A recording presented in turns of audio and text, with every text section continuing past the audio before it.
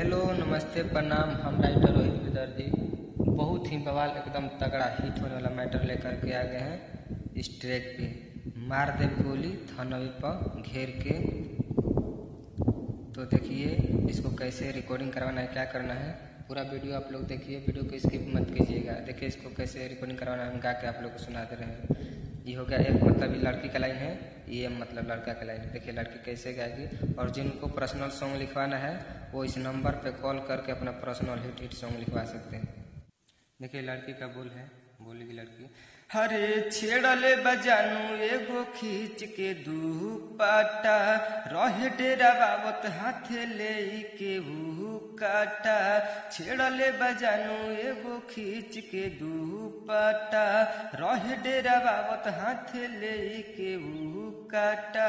देती रहे धमकी सीना तान के।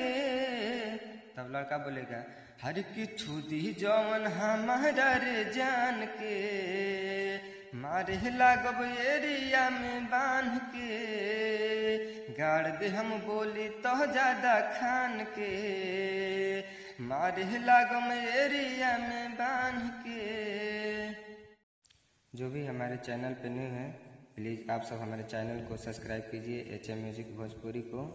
देखिए फर्स्ट अंतर हम आप लोग को गा के सुना दे रहे हैं। लड़की का बोल है, लड़की में गाएगी कैसे। हरे देत बाटे धमकी मार के उत जान से। तब लड़का बोलेगा पता चली जाई अझुराई जे तूफान से। देत बाटे धमकी मार के उत जान से, पता चली जाई अझुराई जे तूफान से। कहताटे आव लगे फान के। तब लड़का बोलेगा हर किछु दी जमन हमारा रे जान के, मारे लागम एरिया में बांध के। गाड़ दे हम जे बोली ज्यादा खान के, मारे लागम एरिया में बांध के। देखिए ऐसे ही इसको गाना है, आप सब रिकॉर्डिंग करवा सकते हैं ऐसे ही जैसे हम गा के सुनाए हैं। और जिनको भी लास्ट अंतरा लेना है वो हमारे इस नंबर पे कॉल करके अपना लास्ट अंतरा ले सकते हैं। Thank you.